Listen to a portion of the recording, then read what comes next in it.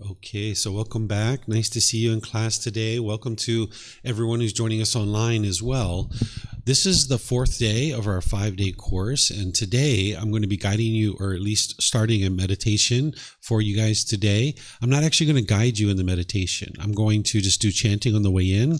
You can actually do your own meditation because now you guys have been learning with me for a period of time. You don't need me to guide you. You can just do your own meditation, focusing on the breath. Anytime the mind moves off the breath, you cut that off and let it go and bring the mind back to the breath. This is a way to kind of gradually ease you into doing meditation on your own.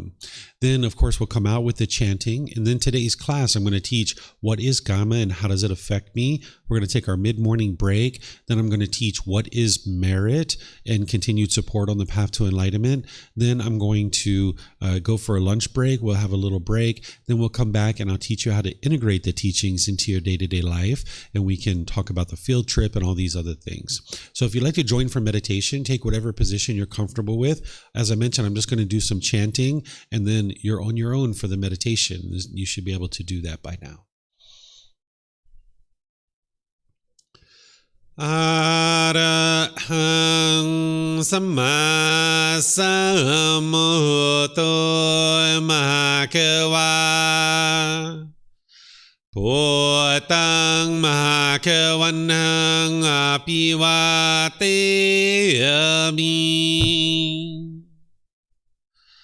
Savakato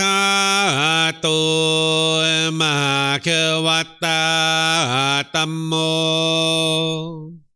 Dhammang Namasami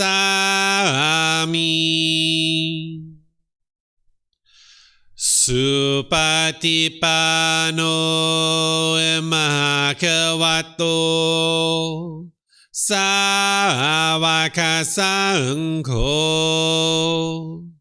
Sanghang Namami Namo Rasa Bhagavato Arahato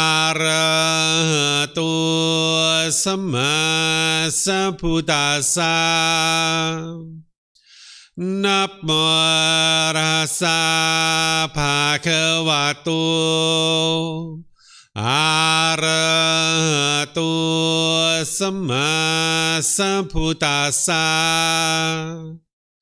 Namo Rasa Bhagavato Arahato Samma Sambuddhassa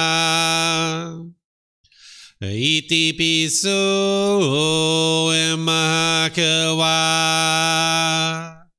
Arahang Samma Sambuddho Vicacaranang Sammuno Sakatoro Kawitu Anuttaro Purisa Dhamma Sati Satatawa Manusarang Bhutto Bhagavati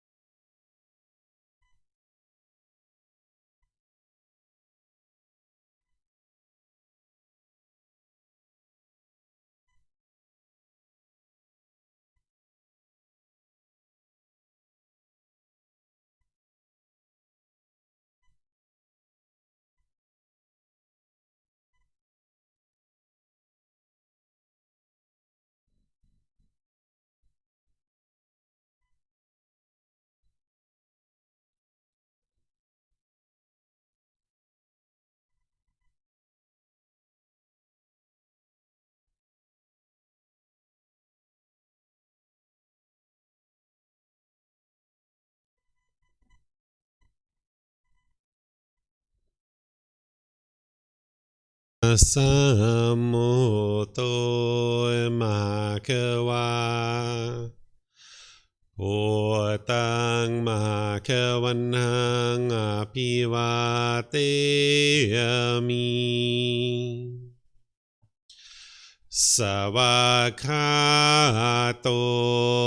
Mahakawata Tammo Dhammang Namasami Supatipano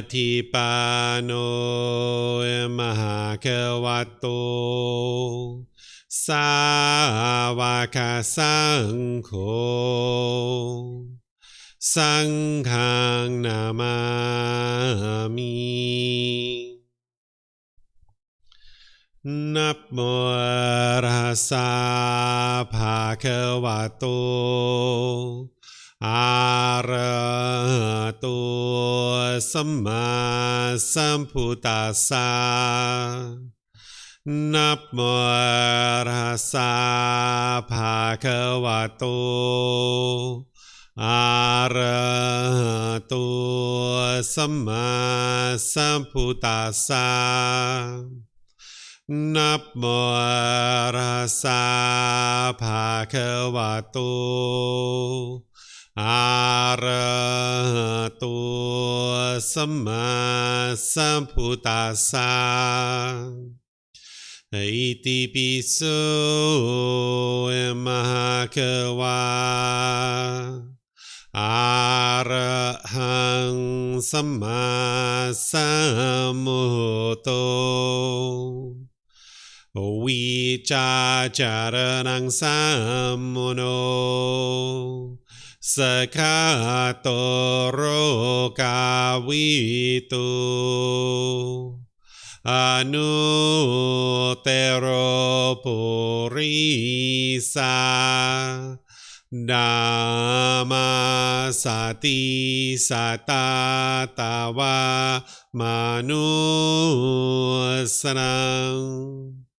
Bhoto Bhagavati. Okay, if you guys would like to slowly make your way out of meditation. Once again, good morning to all of you guys. Welcome to everyone online as well. I'm going to be sharing this topic with you of what is Kamma and how does it affect me. But first, I would like to just give you guys an opportunity to ask any and all questions about meditation, because now you guys have been meditating all throughout the course, and maybe you have some questions about meditation. If you remember at the beginning of the course, I mentioned to you that I was going to slowly help you build up to a 30-minute meditation over the course of the week. Well, this was a 30-minute meditation. We meditated for 30 minutes. So you can see that, if this was a bit of a stretch for you and it was a bit of a challenge, you can see, okay, you have some room to grow. If you're like, wow, this was like quite straightforward, like I didn't even really feel like 30 minutes, then you can see that you're right where you need to be and you can continue to meditate for this period of time. And if it was just right and it was just like, wow, this was like perfect, well, there you go. You're right at where you need to be. So you can continue this no matter how busy you are in your day-to-day life, no matter what's going on in your day-to-day life. You need to really carve out some time to meditate. Sometimes when people get really busy at work or in their personal life, they will kind of shave away the very things that are supporting them and helping them in those situations. So sometimes people tell me when they're really busy at work, they stop meditating and then they struggle at work and they don't understand why. Well, it's because you stopped meditating, right? During the times when you're actually the most active and you've got a lot of important decisions to make, that's the time to make sure you're meditating the most. Right? So if your work is increasing, it's actually wise to increase your meditation, not do the opposite. So oftentimes the unenlightened mind, because of its lack of wisdom, will tend to want to do things just the opposite of what would be wise. So the mind wants to let go of the meditation and eliminate it and kind of reduce it because they're busy at work. Well, you got to prioritize the meditation, because if your mind isn't well, nothing in your life is going to be well, your personal or professional life. So prioritizing your meditation and all your training on the path to enlightenment is really important.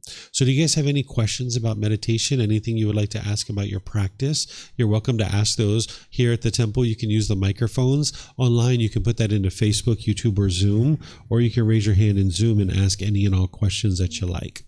So it looks like you have some questions. Yeah, good morning. Just probably I'm afraid that I don't get the trick of meditation yet. So I don't know what's the best state of mind when you're in meditation. So what's the ideal state? What is it like? I just my mind just seems like goes wandering a lot when I just close my eyes. Yeah, your mind does that because it's not trained, right? When you first start meditating, your mind's going to wander a lot because you don't have very much discipline of your mind. It's going to do that for many months and even years, but you'll see it'll slowly decrease over time. So at this point in my meditation practice, I will have a thought. I'll notice it right away. I cut it off and let it go and bring it back to the breath. But then there's a long period of stillness and quietness in the mind where it's just completely peaceful and completely joyful. And even when there's a thought, the mind is still peaceful and joyful. It's just that there's a thought. And then I notice it, cut it off, let it go, bring it back to the breath and focus on the breath. What I experienced when I first started meditating is what you're experiencing, right? A bombardment of thoughts. It was like a brick wall. It was like, oh my goodness, what is this? My mind was just all over the place. That's like the wild animal. And you need to be able to see. Sometimes what people say is like, oh, I'm no good at meditation, therefore I'm not going to do it. That's the wrong way to think about it. It's like, no, your mind is having challenges, and that's exactly the reason why you need to do meditation. So if everything that was a challenge, if somebody turned away from it, then they would just continue to experience those difficulties over and over and over again. What an individual needs to learn how to do is walk towards the challenge. If you're trying to do something that it's really difficult for you and challenging, it's actually wise to do that thing. But because the mind craves permanent comfort, when it's experiencing any kind of discomfort, it will tend to turn away from those things. And it thinks that that's going to solve the problem. It's like aversion. But instead, what you need to do is turn around and walk towards it. The Buddha says this. He says, do not shrink back from the struggle. Right? Because that's what you're going to experience on the path. You're going to experience plenty of struggles along the path, but it would be unwise to shrink back or retreat from the struggle because your mind's just going to stay undisciplined. So when you're experiencing these challenges, just understand that that's where you're at now and just keep meditating. There were even times where even I was 2 or 3 years into my meditation practice where my meditation could be really peaceful and joyful for like 5, 6, 8 weeks. And then just one day I would meditate and then boom, everything was all busy again. And I was like, what's going on here? It's just impermanence, that the mind wasn't in a permanent mental state yet, and it needed to find that permanent mental state. So you could be meditating in several weeks of peacefulness in your meditation, and then boom, you could just experience a bunch of bombardment of thoughts. And then it's the same thing. You can have bombardment of thoughts for several weeks, and then boom, one day your mind's just peaceful again. And it's like, whoa, this is just the pollutions and things like this. So your meditation practice is impermanent. It's going to be constantly changing like that until your mind's enlightened. When your mind's enlightened, all your meditation is going to be peaceful and joyful. So you can just understand that that's the way the mind's going to experience meditation. And it would be very unwise to judge your practice and judge your progress on the path through your meditation practice. Sometimes that's what people do. They think if they're having really good meditations that their practice is going well. And if their meditations aren't going well, then their practice isn't going well. First off, it's really unwise to judge anything at all. Instead, you make decisions and you can see what's going on. So if you get out of meditation, you're like, oh, that was a really bad meditation. Now you're measuring and comparing your meditations, and now you feel degraded and diminished, right? Instead, it's like, no, that was a very helpful meditation. Every single meditation is beneficial. If you get out of meditation and you're like, whoa, my mind is really busy today, that's a beneficial meditation because now you know your mind is super busy and maybe you take it a little bit slower today in your day-to-day activities. Or maybe if you have some important pending decisions, you delay those for a little while until your mind is in a better place. So every single meditation is beneficial. It's unwise to judge your practice through your meditation because no matter how good your meditation's going, if you go out there into the world and you're bitter, harsh, and hostile with people, then your practice isn't going very well. The way to determine whether your practice is going well is based on how things are happening around you in your relationships. Are your relationships becoming more and more harmonious? In day-to-day life, is your mind becoming more peaceful and more joyful? So your meditation is like putting the mind under a microscope, and you're going to see things that you didn't even necessarily know were there. And that's not to say that your practice is going good or bad. It's just this is where the mind is, and you just understand that, and now you make wise decisions to continue to develop your mind, but never turning away from it because it's challenging. It's always going to be challenging until it's not. And then when it's not, that's when the mind is close to enlightened or actually is enlightened. Okay, thanks. So difference between like sleeping and meditation is like you consciously train your mind into peace. So can I put it in that way? Yeah, you're actively training the mind in a dedicated session, and you're eliminating certain unwholesome qualities, and you're cultivating certain wholesome qualities. So when you're sleeping, you're just kind of dozing off, and you're allowing the mind to go into a period of rest. When you're meditating, you're actively working with the mind. It's exercising the mind. So when you're focused on the breath and the mind moves off the breath, you're actively cutting that off and letting it go and coming back to the breath. That's the difference, is you're actively training the mind to cultivate some wholesome qualities or eliminate certain unwholesome qualities. In sleep, you're not doing that. In sleep, you're just allowing the mind to rest and doze off. So this is a dedicated, active, purposeful training session where you're actively training the mind and moving it in a direction of improvement. Got that. Thank you. Yeah, you're welcome. Okay, let me see if anybody else has any questions. I don't see any other questions. Okay, so I'm going to teach you guys this topic of what is Kamma and how does it affect me. First of all, this word Kamma, if it translated to just one English word, I would just use that word because it'd be so much easier for everybody. But it doesn't translate to just one English word, so I still need to use this word Kamma. You're going to learn about what this natural law is, and it'll help you to be able to navigate the world more peacefully. Because when you lack wisdom of this natural law, you will struggle and have difficulties in the world because the mind just doesn't understand what it doesn't understand. So when the Buddha talks about awakening the mind or cultivation of wisdom, getting to liberation and all these things with enlightenment, what he's talking about awakening to is this natural law, because that's what you need to cultivate wisdom about, is the natural law of Kamma. Sometimes people resort themselves to thinking that what they experience in life is good luck or bad luck or destiny or fate, or they think there's some being that's overseeing the world and controlling what they experience, either punishments or rewards, or they think it's everybody else that's causing me to experience these things. When you resign yourself to this type of thinking, it means you're stuck and you can't do anything to improve your life, because you can't change good luck or bad luck. You can't change destiny or fate. You can't change a supreme being who's controlling the world, even though that's not what's happening. And you can't control other people and change other people. All you can do is change your own mind. And one of the things you're going to need to be able to see is that what you're experiencing in your day-to-day life is decisions from yourself. You are making certain decisions that are leading to certain results, either wholesome or unwholesome. And by understanding the natural law of Kamma, it's very empowering, because anything that's happening in your life that you would prefer not to happen, all you need to do is cultivate wisdom, make different decisions, and you will experience different results.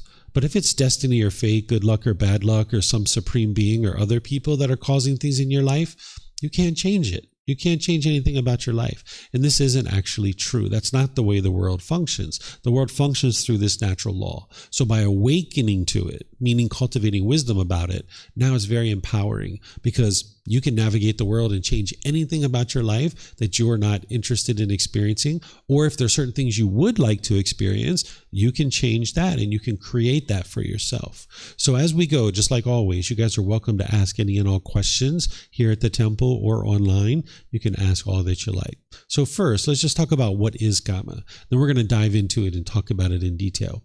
It's a natural law that exists and is functioning at all times, in every moment. It's affecting every single being, whether they're aware of it or not. Everything the Buddha taught in one way or another is coming back to this natural law. He's helping you to be able to see this cause and effect, or this action and result, the results of your decisions. Everything you experience is a result of a decision that's being made. And when you understand what those decisions are that are leading to either wholesome or unwholesome results, now you can choose wisely. It's kind of like if you were walking down a beach and you were kicking up sand into the air and it kept blowing back in your face, into your eyes. If you don't like the sand blowing back into your eyes, then you stop kicking up the sand because you know that that's unwise, right? So when you see your certain decisions are leading to certain results, you change your decisions and you will experience different results. So the Buddha is teaching you this natural law so that you can experience more and more peace and more joy, more and more harmonious relationships. But with the lack of wisdom in this natural law, you won't be able to do that. You'll just inadvertently be making unwise decisions that are leading to all kinds of unwholesome results in your life. And one of the ways that your mind's getting to peacefulness is, yes, you're training your mind, you're eliminating pollutions, but also the things around you, it's just all wholesome. Everything that's happening around you is wholesome, that you're not experiencing any unwholesome results. And that's one of the reasons why the mind's getting to more and more peacefulness. So there's no being or entity that oversees the functioning of this natural law. It just happens as a result of our intentions, our speech, and our actions. So sometimes people think like there's an entity called the universe that is controlling what you experience. So we'll say, I'm going to put this out to the universe, or the universe has given me this. They're just replacing the word God with universe because some people have moved away from thinking about God and a relationship with God. So they call it the universe. There's no entity called the universe that is orchestrating certain things in your life. When you experience certain things, it's results from your decisions. So there's no being or entity that's overseeing this natural law. It's a result of decisions that you're making. It's not a system of punishments and rewards. Sometimes people think of it like that, or they think it's about blame or fault. Who's at blame or who's at fault? I've heard some people talk about Kamma like it's a black cloud following you around, or like a bank account that you're making deposits into. And now because you've done all these wholesome things, now you can make withdrawals and you can go do unwholesome things and you'll be just fine because your karmic bank account has so much money in it, I guess, or so much wealth that you've done so many good things. This is just untrue. By the time you get to enlightenment, you're not doing anything unwholesome.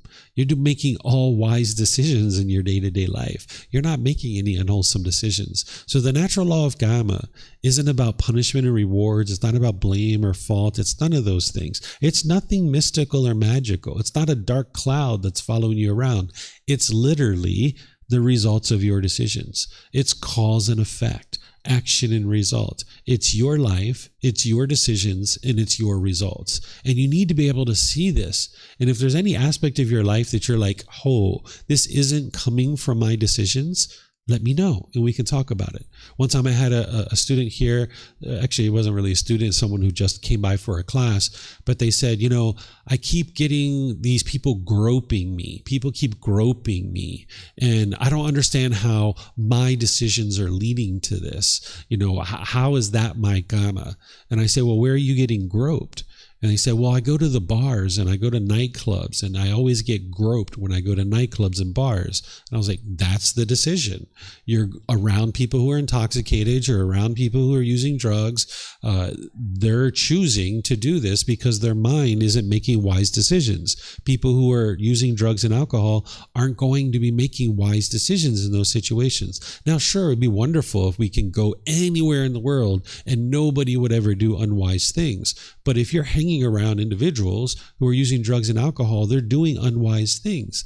And these are decisions. And if this individual stopped going to bars and nightclubs, then they wouldn't experience this groping, right? But this is what this individual was experiencing. And they needed to be able to see that it was their decisions that were leading to this particular result. So the natural law of Kamma isn't that you deserve this or it's your fault that you're doing this. It's just a sequence of events that if you make a certain decision, it's going to lead to a certain result. And if you choose, for example, to be around drunk, intoxicated people that are high on drugs, there's any number of things that you could experience in that environment. Not just being groped, but you can get beat up, you can get murdered, you can get all kinds of things. You can get injured and cut and on fights and all kinds of things like that. So it's your life, it's your decisions and your results. Everything you experience is coming from certain decisions that you make. And when you understand the natural laws, then you will be able to make wiser and wiser decisions, experiencing more and more wholesome outcomes. So here's some words from the Buddha on the Natural Law of Kamma. In this book series, there's one book that's dedicated to the Natural Law of Kamma. It's volume 6, but we could really say the entire book series, all 13 books, are related to the Natural Law of Kamma, because that's what the Buddha is teaching you. But these are two important teachings about the Natural Law of Kamma that you need to understand at this point in time in your learning and growing. The Buddha says, beings are the owners of their Kamma, the heirs of their Kamma. They have Kamma as their origin, Kamma as their relative, Kamma as their resort. Whatever they do, wholesome or unwholesome, they are its heirs. What the Buddha is saying is you're the one who's creating Kamma for yourself. Nobody else can create Kamma for you. Sometimes what you'll hear is someone will say, oh, don't rub your bad Kamma off on me, right? Or someone might say, oh, I'm going to give you some of my good Kamma. You can't do this. It's just not possible. You can't give somebody any Kamma. What Kamma is the results of your decisions. And the Buddha is helping you to be able to see that here in this first teaching that I'm sharing from his teachings. Then here he says, the results of Kamma, I say, are threefold: to be experienced in this very life, or in the next rebirth, or on some subsequent occasion. Now, I know many of you guys haven't actually verified the cycle of rebirth yet, and that's okay, but just understand that the Buddha does teach the cycle of rebirth, and it can be independently verified. So what he's saying here is that whenever you make a decision, you're going to experience the results of that in this life, the next life, or some future life after that. So what he's saying is you can't run and hide from your decisions. If you make a decision, it's going to produce a result, and you can't run and hide from that. It's not possible. So once you learn these two important points about the Natural Law of Kamma, that, hey, you're creating all your own Kamma, nobody else is creating it for you, and you can't run and hide from the decisions that you make and the results of those decisions, well, the next question is, well, let me learn about this natural law so that I can understand it. So now I'm going to share with you the 4 types of Kamma. And ultimately, I'm going to teach you how to eliminate your unwholesome Kamma, because that's what you would like to get to, is where you're only experiencing wholesome Kamma. So there's 4 types of Kamma. There's wholesome Kamma and unwholesome Kamma. Then there's old Kamma and new Kamma. So first, wholesome Kamma is created anytime you're making decisions that are harmless. When you're not causing harm, then this will produce wholesome Kamma. But when you're making decisions that are harmful, this is going to produce unwholesome Kamma for you. Now remember, you can't cause other people to be discontent, but you can cause them harm. Harm is when you're causing harm to someone's material possessions, to their physical body, or to their reputation, things like this. You can cause harm to an individual. Now, if they become discontent when that's occurring, they're causing their own discontentedness, but you can cause people harm. And when you cause people harm, this harm is going to come back to you. And it's not just people, it's any being, even an animal or any other being. If you cause harm to a living being, this harm will come back to you. That's why the 5 aggregates are so important, so that you understand what is a living being and what isn't a living being. Because if you're out there causing harm to a living being, then it's going to come back to you and cause you unwholesome Kamma. So you've got wholesome Kamma, which are coming from harmless decisions, and you've got unwholesome Kamma, which are from harmful decisions. So right now, you're just sitting here. You're sitting on a meditation cushion. You're just listening. You're not causing harm to anybody. That's why no harm is coming to you.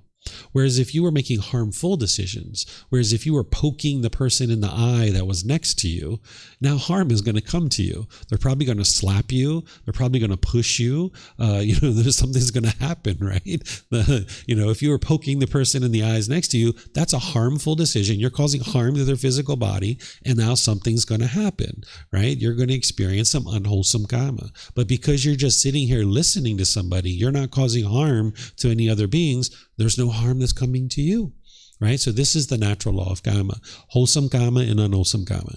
Then there's old Kamma and there's new Kamma.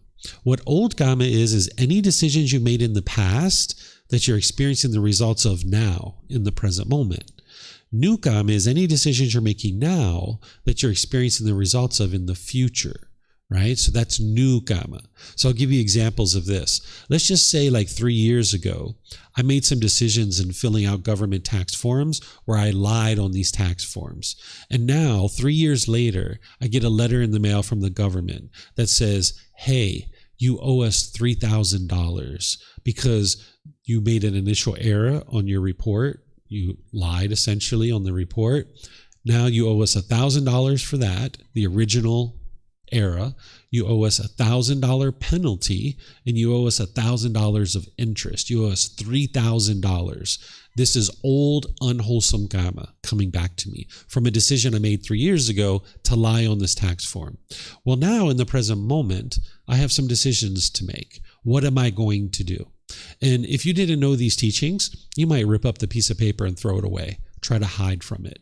Or you might write a letter or call up the government and be impolite, unkind, unfriendly, and disrespectful and start yelling and hollering at them. And now you're going to produce new, unwholesome Kamma that you're going to have to deal with in the future. And this is very unwise, right? So when this old, unwholesome Kamma is coming back to you, in the present moment, you have the opportunity to produce new Kamma. And if you didn't know these teachings, you might produce new, unwholesome Kamma. But if you understand these teachings, you understand the last thing you're interested in doing is ripping up this piece of paper and throwing it away, because that is something that you can't hide from. You can't hide from this Kamma, right? You're going to need to extinguish this old, unwholesome Kamma.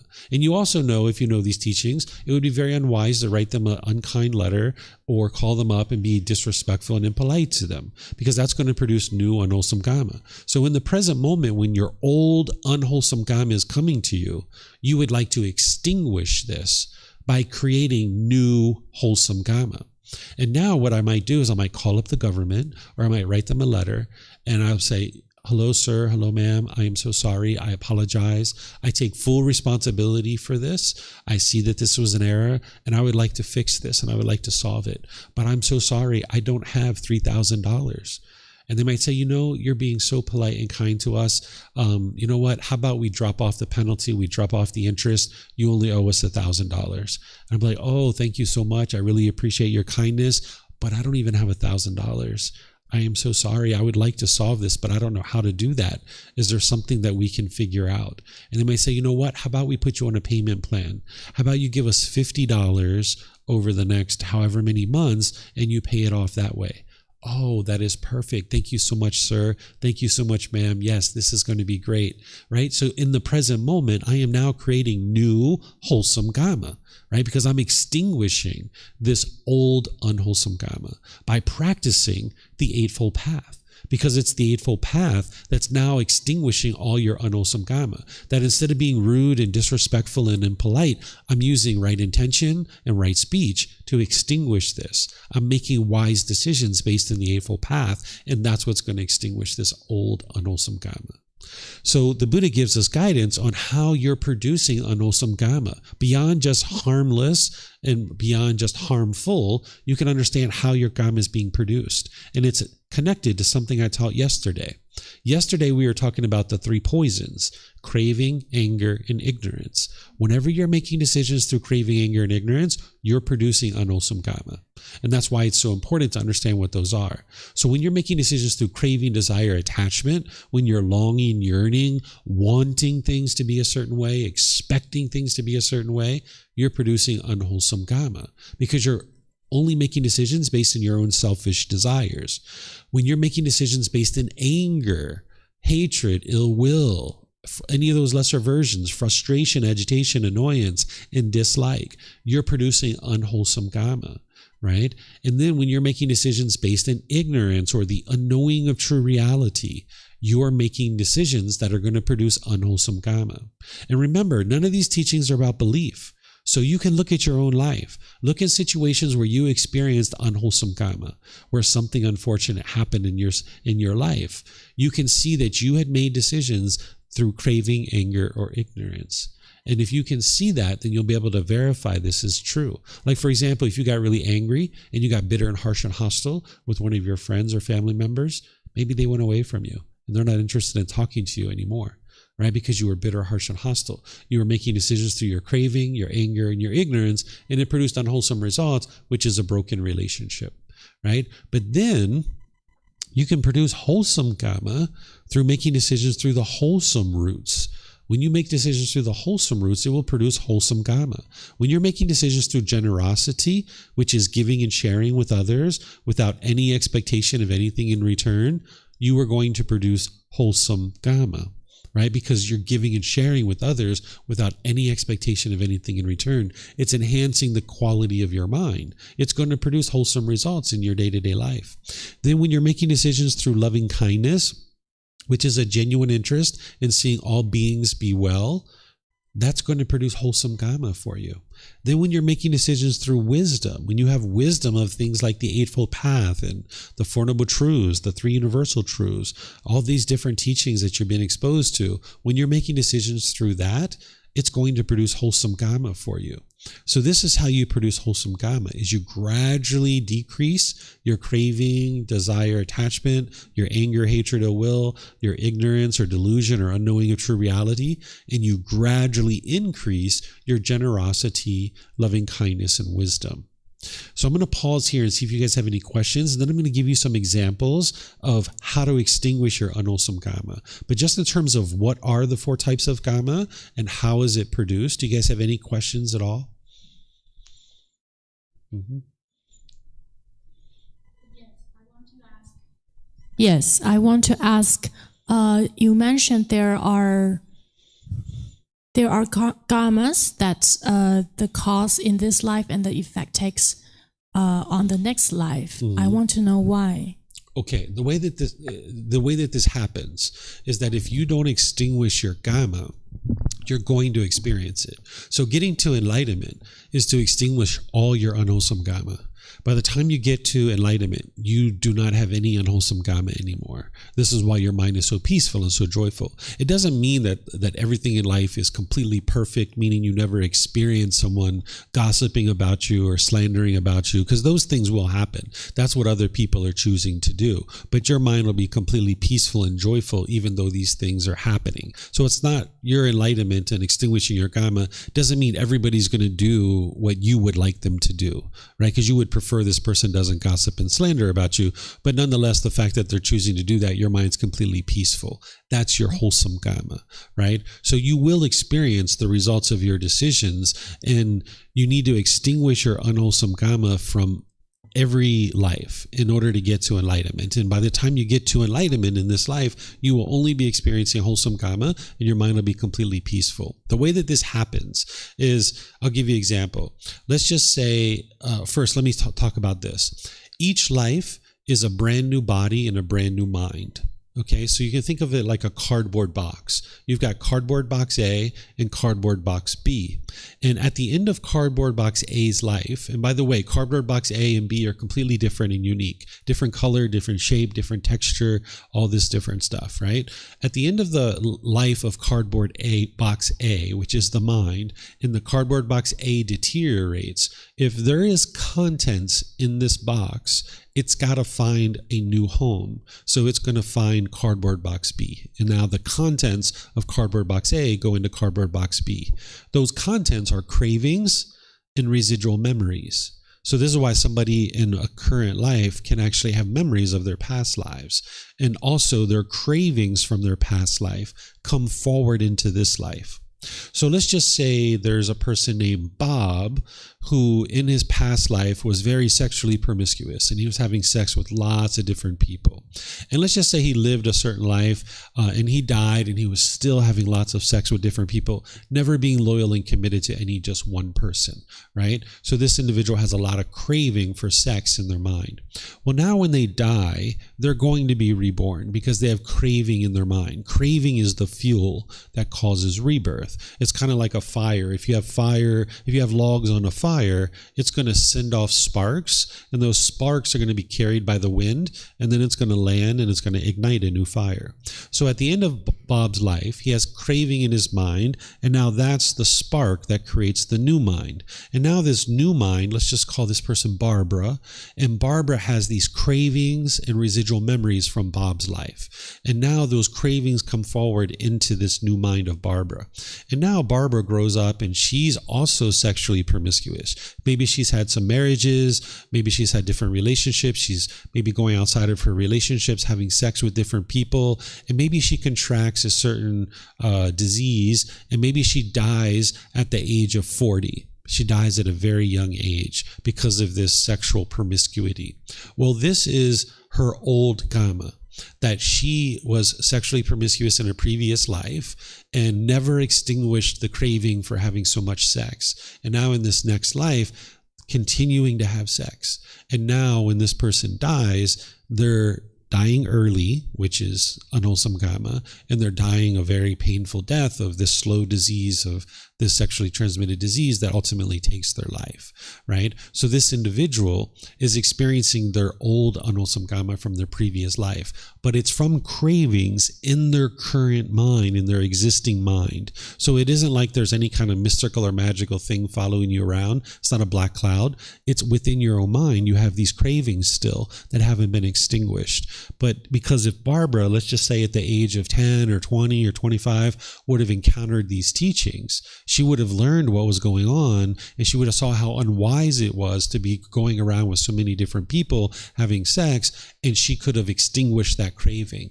And now she could have lived a very different life. But she didn't encounter these teachings, and that is the unfortunate thing, is when people don't encounter these teachings and they don't choose to get the help that they need, they continue to struggle and continue to have difficulties over and over and over again. So this is how you experience the Kamma from your previous life. It's really from decisions that you're making in this life, but your cravings are from your previous life that are motivating decisions in this life. Make sense? Yeah. Yeah, you're welcome. Okay, so now what I'm going to teach you guys is how to extinguish your unwholesome Kamma, because that's the ultimate goal on this path to enlightenment, is that by you training your mind and gradually decreasing your craving, anger, and ignorance, and gradually increasing your generosity, loving kindness, and wisdom, you will get to a point where you're only experiencing wholesome Kamma. Everything that's happening for you is wholesome. Your mind is completely peaceful and joyful. Even someone's bitter and harsh and hostile to you, because that can still happen. When you're enlightened, it's not like everybody just bows down and does things the way that you would prefer them to do. People are still going to treat you in disrespectful ways sometimes, and that's their choice. That's their unwise decision. But the wholesome Kamma is that your mind's completely peaceful and completely joyful in this situation. So the way you get to the point where you've extinguished your unwholesome Kamma is you need to cultivate wisdom of the Eightfold Path and practice that on a daily basis. It's kind of like in the past, what we've been doing is we've been shoving mud into our garden hose, and we've been making all these unwise decisions and putting this mud into our garden hose. And what you need to do is you need to take this garden hose and hook it up to the faucet and turn on the faucet and get some clean water coming through this garden hose so you can flush it out. Well, if you come to the temple once every 6 months, if you're reading a book once a year, if you're meditating once a month, you've got like a little drip going through this garden hose. You're not going to clean that garden hose out in this life. You're going to experience continued struggles and difficulties the rest of your life because you're still putting mud into your garden hose and you're not clearing it out. But if you open up that faucet really wide, if you're coming to the temple regularly, if you're reading books, if you're attending classes, if you're getting help from teachers, if you're building a regular meditation practice where you're meditating every day, you've got tons of water coming through this garden hose. You've got wise decisions from the Eightfold Path coming into this garden hose more and more and more. And it's going to spit mud for a while. Because you put mud into this garden hose, you're going to experience unwholesome Kamma. You have to experience that. There's no way for you to not experience it. So you will experience the unwholesome Kamma that you've created. So it's going to spit mud for a while out of this garden hose. But then, as you put more and more clean water into the garden hose, you're going to get some clean water coming out. But then it's going to produce more mud, and then you're going to get some water. Then it's going to have more mud. But more and more, as you put clean water into this garden hose, eventually it's going to be clean water clean water, clean water, clean water, clean water, clean water. You've flushed out this entire garden hose, right? So the way this looks, I'll give you exact examples from my life. When I was growing up as a child, I grew up in a very bitter and harsh and hostile environment, and I learned that growing up, and that's what my mind conformed to. So, of course, I was polite and kind and friendly and respectful to a certain degree as I was growing up in certain situations. But there were other situations where I was bitter and harsh and hostile, right? When I first met my wife, for example, yeah, I was polite. I was respectful. We were in our honeymoon phase, right? We do that in our relationships where we're like really nice and friendly because we want something from this person, right? But then eventually that wears away and you start being a little bit bitter and harsh and hostile with this person, even a life partner, someone who you're close with, right? In the unenlightened state, that's what you'll experience. Well, I had done that for 11 years with my wife, right? For 11 years, there were times I was nice with her, but there were times where I was bitter and harsh and hostile with her as well, right? Well, at the 11-year mark, after looking back at my life and seeing what my life had become, I decided that I was looking for change and I wasn't interested in being this type of person anymore. And I started implementing change in my life and I transformed my mind and I started being loving and kind and warm and gentle to everybody around me. Well, I had already been bitter and harsh and hostile to my wife for 11 years. So even though I had changed and I was a different person, my wife was still being bitter and harsh and hostile to me. That was my unwholesome Kamma, because I had put mud into my garden hose and now I had to experience that mud. So there were times where I would come home and she would just start yelling at me. And I just walked in the house and she would just start yelling, right? And in the past, when she would have done that, I would have just yelled right back to her, right? We would have just had a big old argument. She was yelling, I was yelling, she was hateful, I was hateful. But that doesn't solve anything. And I knew that. And I knew this was my unwholesome Kamma. So when she would be yelling and hollering or upset with me, I would just, most of the time, walk away. I would just walk away calmly, right? Then after I did that for a while and I had control of my mind, when she would be bitter and harsh and hostile with me, sometimes I would just sit there and listen to her, what she had to say. And then after she'd be done, I'd say, thank you, dear. And I'd why her and I'd walk away. Right? And she could see that I wasn't angry anymore. It was her that was angry. And then there were some times where she would be bitter and harsh and hostile. And she would be like, you're a terrible husband. You're this, you're that. You did this and you did that. 5 years ago, you did this. And 5 years ago, you did that. And I was like, you're right. I was a bad husband. I did so many things unwise. But what about now? Right? Because I had all this track, these multiple months of being polite, kind, friendly, respectful. I said, but what about now? She's like, now you're being friendly, but in the past you weren't. You did this and you did that. I was like, but that's in the past. I don't do that anymore. Yeah, you're right. Right? I guess she would get all upset. I would just be very calm and very polite. So over time, she extinguished her anger. It took 1.5 years of me experiencing this unwholesome Kamma coming back to me. It took 1.5 years for me to extinguish that. And now it's been 6, 7, 8 years. I forget how long. No arguments, no frustration, no agitation. Me and my wife have a completely peaceful relationship. So we've been together for 18 years, but we've been happily together for about 6 or 7, right? That's the difference, right? We had to work this out. We had to figure this out. Where now we're not trying to control each other. We're not fighting to death to try to prove to each other any particular thing. But I had to experience my unwholesome Kamma, and I had to extinguish that. Right? There was no way to run and hide from that, right? And then I had to extinguish some of my other unwholesome Kamma, because one of the things I noticed is at the age of 6, my son was starting to talk in unwise ways to his mom, because he had learned that from me. He saw me doing that the first 6 years of his life. So I started seeing him being bitter and harsh, and he had like a contentious relationship with his mom. So I needed to teach him these teachings so that he could have a more loving and kind relationship with his mom. And then I extinguished that Kamma through teaching him. So now in our household, nobody's upset with each other. Nobody argues with each other. Nobody's bitter and harsh and hostile. Not just our immediate family, my wife, my son, and I, but even our extended family, our brothers and our sisters and our grandmothers and grandpas. Nobody's putting expectations on each other. Nobody's trying to control each other. Nobody's yelling and arguing with each other. We just have love and kindness in our family. But it wasn't always like that. because in the past we didn't have the wisdom. But once we got the wisdom and everybody transformed their mind, now everything's completely peaceful and joyful in the family, in the household. So I had to experience that unwholesome karma. But as it was coming back to me, I extinguished it. I buried it in the sand. And in some cases, like I said, I just walked away. And my wife learned, like, whoa, if I'm going to talk to him, I need to be calm. She started learning that he won't talk to me unless I'm calm. And when she was calm, I was talking to her and I would have conversations with her. But as soon as she'd get angry or frustrated, I'd get up and walk away. Right? And she started slowly learning. I wasn't teaching her overtly necessarily in those cases, but I was teaching through my actions. Right? Because your actions speak a lot. But there were some times where I had to overtly teach her and help her to be able to see things. So you're going to need to extinguish your unwholesome karma. There are certain relationships you have right now that have bitterness and harshness and hostility that you might just decide to walk away from. Maybe you're holding on to those relationships. You know that they've been unwholesome and unhealthy for a long time, but you just haven't been willing to let them go.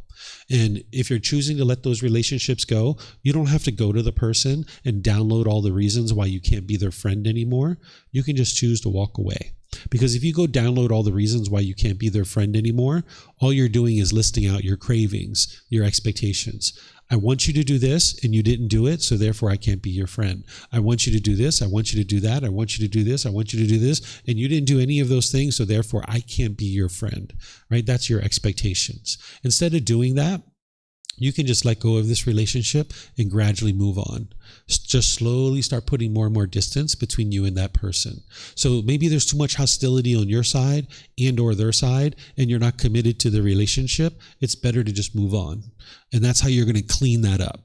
Then there's a second category of relationship, maybe like my wife or my mom, maybe your family members, where you're committed to these relationships. They're having difficulties. You have some harshness and bitterness in there, but you're willing to work it out. And you're going to do some work on your mind. And now when you're in those relationships, you're going to function differently. And therefore, you're going to experience different results, like with my wife. Right? So that's a second category of relationships, people that you're going to work on your own mind, and then you're going to perform better in the relationship, and the relationship will improve. Then there's a third category of relationships, brand new people. You haven't even met them yet. You don't even know their names.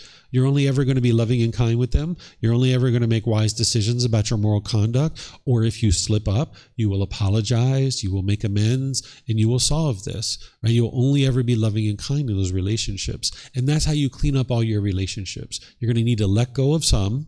You're going to need to improve your own mind and improve those relationships through functioning differently in the relationship. And then there's new relationships that you haven't even created yet. And you'll only ever be loving and kind in those relationships. And that's where you'll clean up all your relationships and you'll have nothing but harmonious relationships in your life. Okay? So you can clean all this up by extinguishing your unwholesome karma. The way you extinguish your unwholesome karma is by producing only wholesome karma.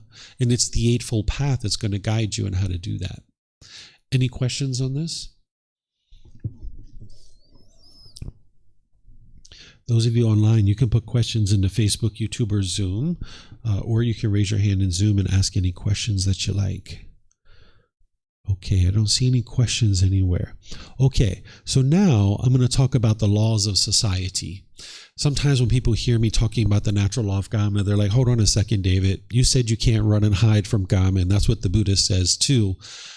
What about that person who their bloody footprint was found at the murder scene? The bloody murder weapon was under their bed. They had blood all over their car, and they went to court and they were found not guilty. Didn't that person run and hide from their Kamma? The answer is nope. They haven't run and hid from their Kamma at all.